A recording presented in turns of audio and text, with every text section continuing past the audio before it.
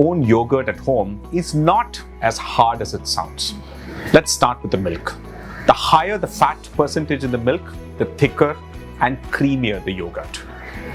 When you add something like lime juice or vinegar, both are acids, to hot milk, what you actually get is paneer because the milk curdles in the presence of acid.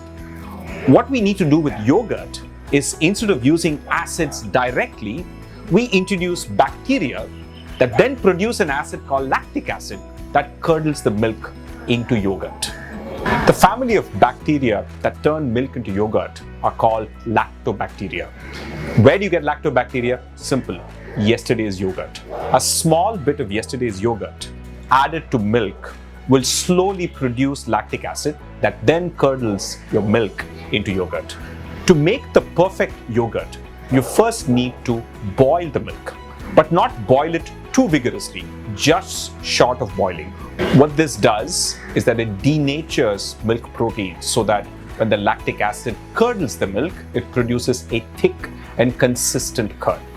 But what is crucial is that after you boil the milk, you need to let it cool down till it is about 45 Celsius. If you add yesterday's yogurt to really hot milk, all you will do is kill the bacteria. Once you add the starting culture and wait for about 4 to 6 hours, you should get thick and perfectly creamy yogurt.